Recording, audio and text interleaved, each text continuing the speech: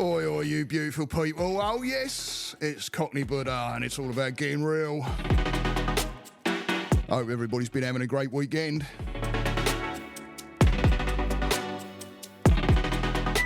My wife's been over a good friend of ours looking after the pets. I've been on me Jackie Jones. Well, I've got to say, I've had my daughters with me. They didn't go out, really. So it's been real nice bonding.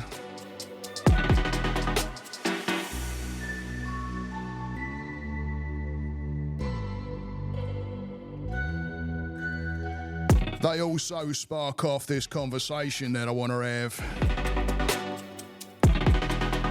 One on all about pride.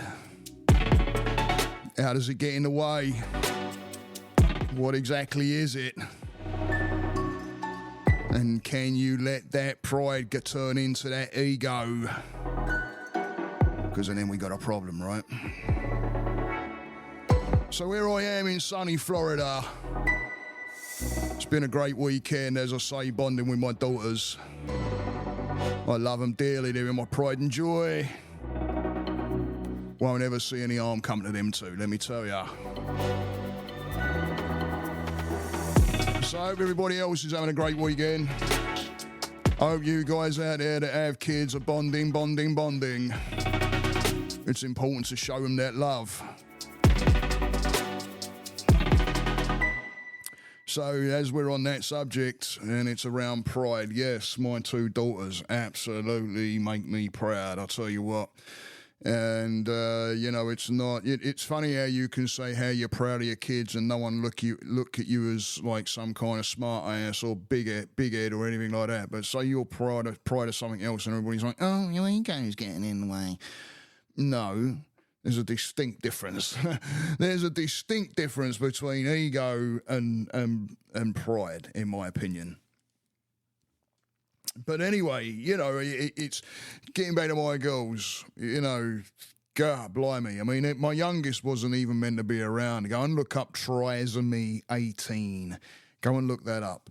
Trisomy 18. That was what my daughter was meant to have had. And there's a whole story behind it. Maybe I'll do a podcast on it someday. Because when I got there, I mean, my wife was still pregnant with my daughter. And when the doctor said that with an absolute blank face on him, no bedside manner whatsoever, typical just not giving a shit. And my freaking world changed there. So to have the daughter that I have, and she's healthy and she's tall, and they're obviously they're my kids. So I'm going to say they're beautiful looking, but they really are.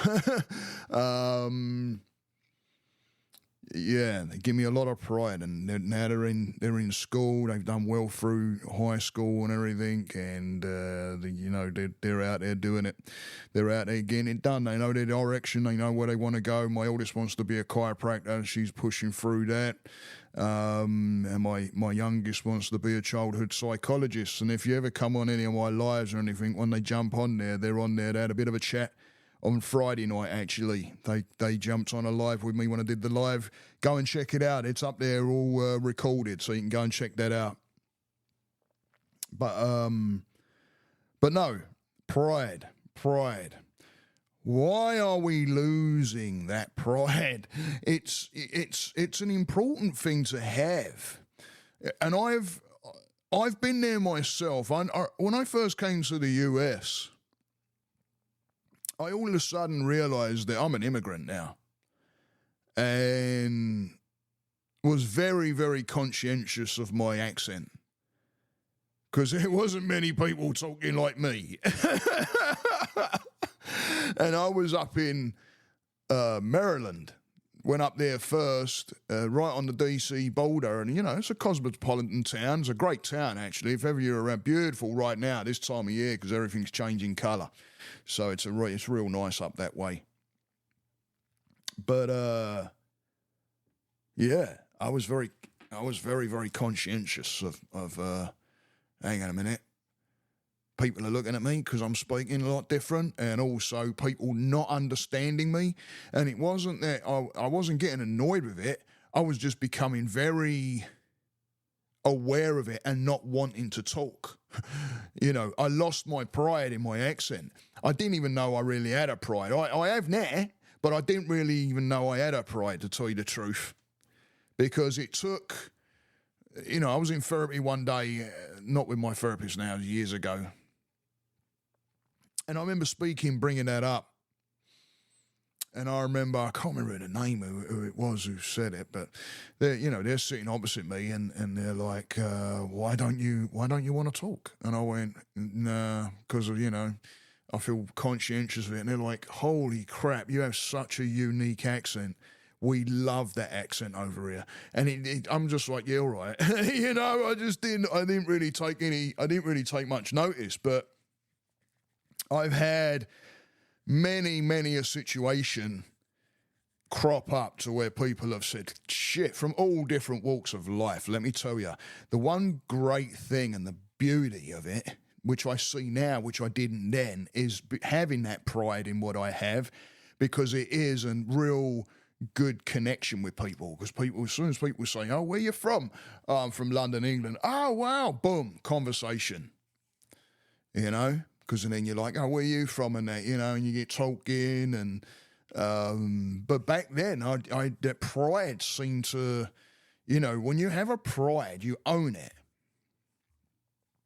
Nobody can say anything. That's the difference between a pride and an ego as well. Because when you're proud of something, you can own it. And if someone was to pick on it or say something, you own it. Isn't going to bother you. You love it. You own it. It's a pride. There's a loyalty thing. But when it starts becoming to where other people are annoying you over it, and you start to go to that side of, oh well, mine's better than yours, now your ego's starting to get in the way. It's not so much pride then. That's when things start to go a little bit awry. Because if I was to turn around, look at my daughters and say, yeah, I'm really, really proud of my daughters, and someone come along and says, well, I'm proud of my daughters, blah, blah, blah, and I start getting annoyed. What am I protecting? What am I pushing? I am really proud of my daughters. It doesn't matter what anybody else says or anything. I am 100% proud of my daughters, and that's it. There isn't anything else that comes in the way. But how many times are we, we're proud of something, and then someone comes in, and it might be that little bit, maybe they did a little bit better on something, and then your pride turns to ego. Because now you're looking at them and going, well, I ain't got that, and I'm resenting that. It's when you go to the resentment bit. And the thing to do is get in a conversation with them, because I'll tell you what, they might be more than willing to teach you something and point you in the right directions. I've done that so many times, but that comes with being, having humility as well. Being able to go there and go, hey, can you tell me? And not many people can do that when it's, people side by side and they may be doing the same profession. So we all automatically think, oh, well, you're gonna take all that away from... No. Why don't you learn? Why don't you teach?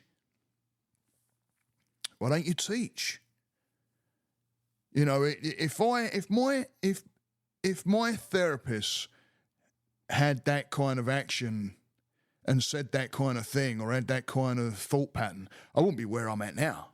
Because for her to do what she did and help me out with this and get me to see, because I couldn't see shit. Absolute fuck all. I couldn't see anything. It was down to her to say, hey, you've got something here. And I'm just like, well, I'm just having a conversation with somebody. I'm just talking. She's like, no, it's a bit more than that. I didn't see it. But it took Judith going there, being able to pull me up with no ego or anything like that. Otherwise, it wouldn't have happened, because things get in the way. There's a pride. I'm so proud of Judith and what she's accomplished too, because she wasn't always a therapist. And that means, again, coming through whatever, moving forward with pride and being proud of what you have. Being proud of being proud of your heritage. There's nothing wrong with being proud of your heritage. It's when we believe that ours is better than everybody else's. There's nothing wrong with being proud of your religion. It's when you start to believe that yours is the only one, or you think everybody else is shit, right? And no, that's not cool. Everybody has a right to their own pride. Everybody's allowed to. And what about when you're proud of something and you hear, something on another side of it, on an opposite side of it, and all of a sudden you start kind of moving away from that because all of a sudden you feel like some kind of guilt for having the pride, right? Whatever that may be. And it comes across the border with a lot of different things. A lot of different things. I'll tell you. And I want to... Couple of proud moments, because what got me on this wanting to put this out here is I've got a story around a tree, and if anybody that knows me, as soon as I get into talking about trees, I just love trees. And there's this place called Greenwich Park, beautiful area in southeast London. It's where my family originate from. And my sister lives there now, and there's a beautiful park there that, from a kid, it's always been, and it still is, because I wanted to find this tree. I always remember being a kid, and it's been coming up in my own therapy about this tree, and I thought it was a weeping willow. I still don't know if it is or not, to tell you the truth, because the ones I saw, I'm like, yeah, that looks like it, but it ain't a weeping willow. And then so I'm thinking, well, I didn't see the trees over the others. Anyway, let me get to the story. So I'm flicking through YouTube, and it come up and it said, walk through Greenwich Park, flower garden, because that's where the area where it was in. And I thought, oh shit, let me have a look at that. So as this guy's taking you through with a camera, and he pans around the trees, I'm like, oh shit, it could be like any one of them, because it's changed quite a bit grown-wise in there too, because hey, I ain't been in there on that garden part for a long time. I always go through the lower area, which is down through Bottom Cholton way. You go up the other way, you're Blackheath end, which is where the first main gate is, where I used to go in as a kid. Used to take the bus, 53 or 54, get off, boom, walk down main gate, straight into Greenwich Park. Beautiful park if you're going over there to visit, by the way. Beautiful little town too. Great market. Good pie mash shop there. There's some, there's different cultures in that area as well. You've got the Cutty Sark. You're right on the River Thames. It's a really nice area, and the park is amazing. But I starts watching this video, and memories start coming of being a kid running through this park, and I was getting a little bit choked up because it was like, blimey. And there was these trees, and I'm thinking, I'm sure it's that one right there, and the memory of, because these trees are huge, and they're 500 plus years old, some of these, and the branches hang so low right over the grass. I mean, there's some of them are literally touching the grass, that as kids we'd run off into the field and get underneath the trees, and it was like cover. And I'm starting to see how it was like a protection, so to speak, because I could see, but no one could see me, and But as he's going through this, I automatically got this bit of a like, wow, what a place to be proud of. Like, you're from there, and I'm like, blimey, wow. And then I started thinking, Henry VIII used to ride and hunt through this park, and how I experienced all that as well. And then another memory came to mind, which was more of a recent memory, actually, being up in London, in the main city of London. I'm from London, but we when we say going into London, that's like going into the main city area. And I was with my mate Dave, Davey boy, big shout to Davey boy, big love to Dave. And we have nicknames for all our buildings. I still don't know what this bloody building is. Office block, but we call it the walkie-talkie building because it looks like a walkie-talkie. Sits right on the Thames. And if you're over there again, it's well worth getting tickets to go up there and where I'm about to tell you, and go up there and have a look because it's really, really cool up there. And my mate, he's like, "Hey, dude, I got tickets to go up walkie-talkie building." I'm like, freaking banging. And on the other side of that, around, kind of around the base of that, there's like the original London Bridge archway where the original London Bridge started, and there's a really cool, nice church there. I can't remember the name of it, but there's a really nice, cool church there as well. If Davey Boy watches this, he'll know. And they've got like a model of the original London Bridge and all that. It's really nice in there. It's got a great feeling in there. You know, I always get a really good feeling when I walk into a church anyway. The energy changes.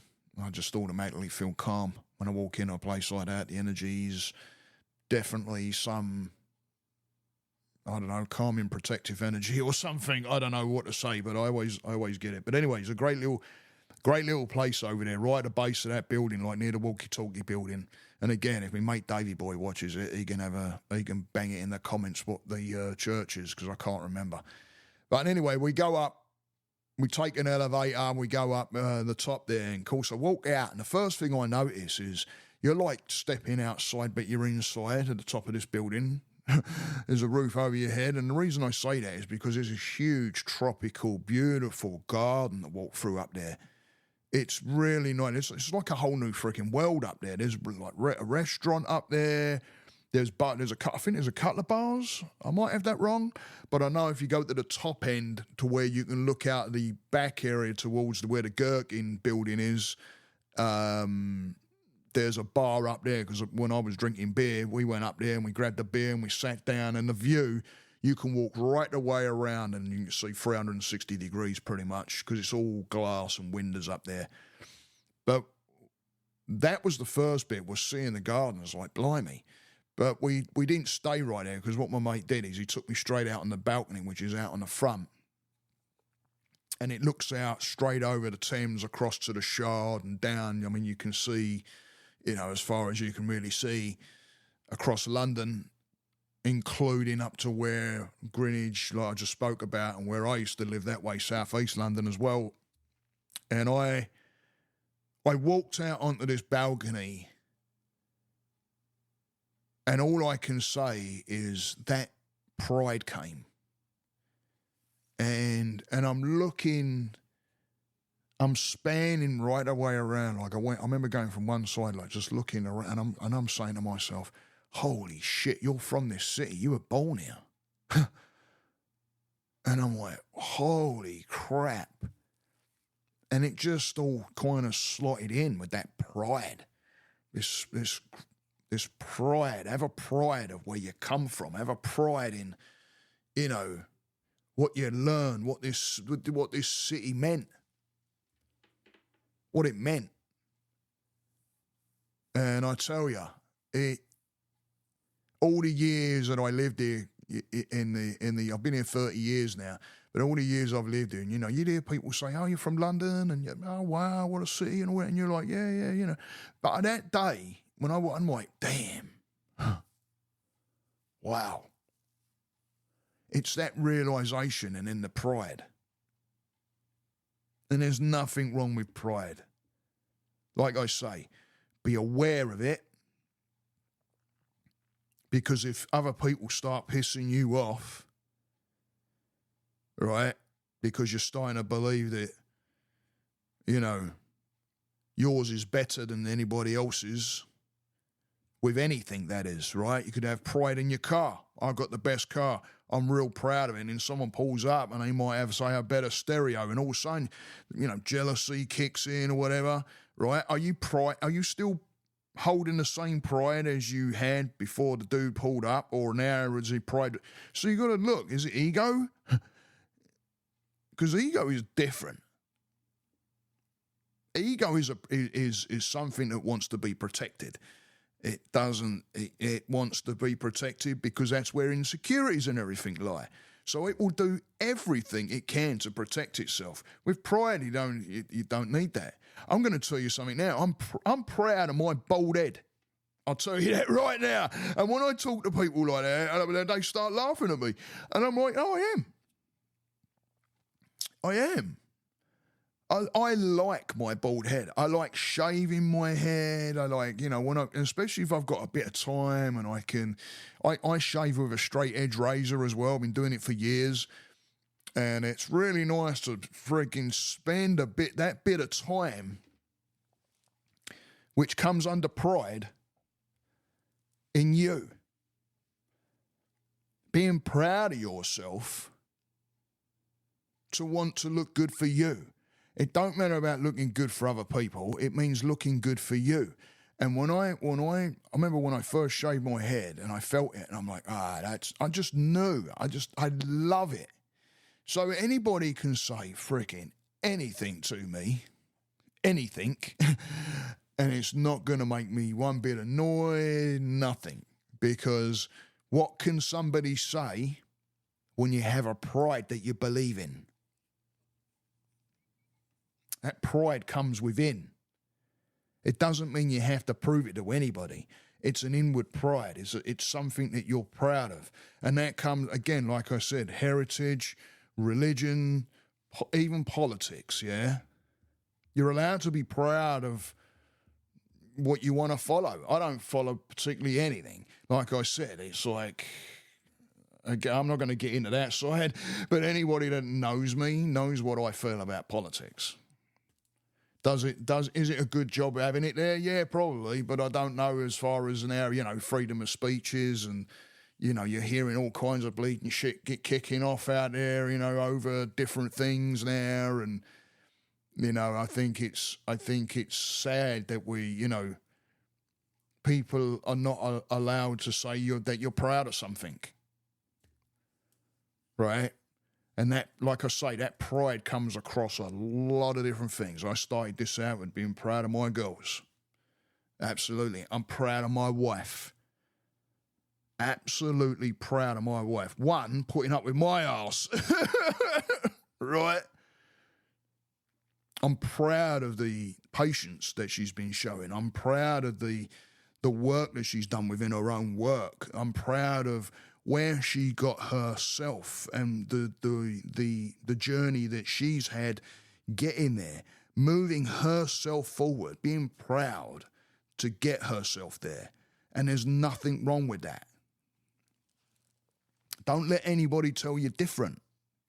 Don't let anybody tell you that if you've been working your ass off and you have a pride in where you've got, to have someone say that, no, you don't deserve being proud of that for some reason that they have insecurities about. Because you're going to have people that are going to do that. Jealousy. What comes into play? Ego. Right? Resentment towards you for making it. For making choices that, hey, I believe that, well, why wouldn't you make those choices and get yourself along? So if you make those choices and you get yourself along and you're doing well, why would someone want to come along and say, oh, you don't deserve that, or don't be proud of that? And you start to feel like you've done wrong. Be proud. Be proud. Be proud.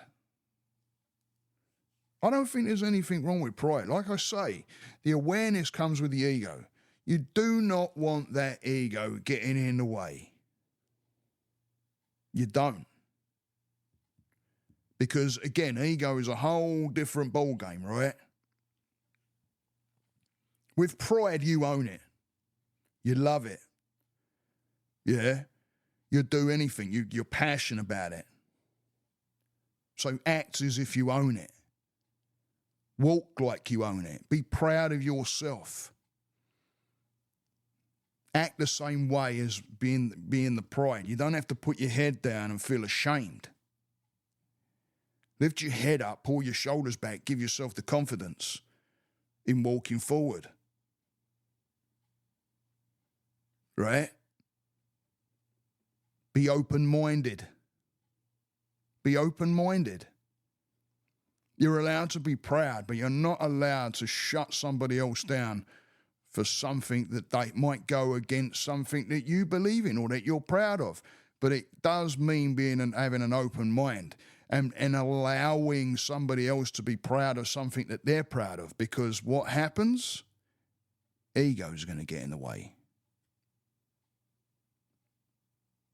Say to someone, I'm proud of you. Well done. Be proud of yourself.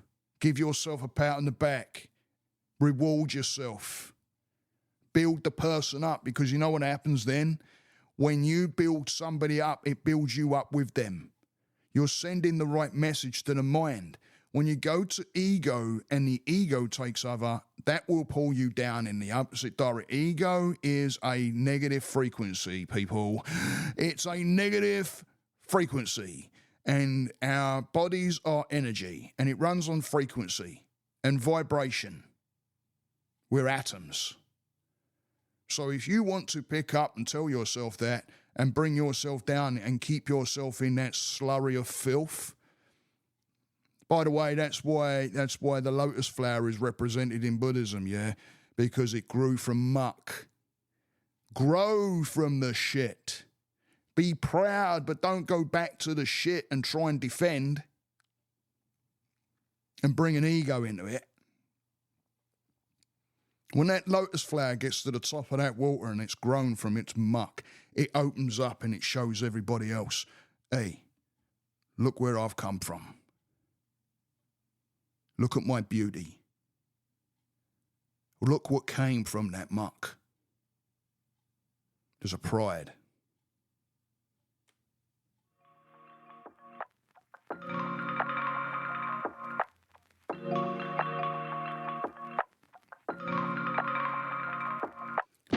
So remember, I always say, yeah, it's all about awareness. And if you start becoming aware that you're like, you're looking for something, I fall into it too. Especially when it comes into, wanting a community, things like that, and likes and one thing. Watch what you're doing with that. Finding yourself scrolling through, social media, landing on something, and instead of having the pride in yourself and then wishing that person every happiness they could have, you find yourself that the ego's getting in the way and wishing you had it. Be proud of yourself.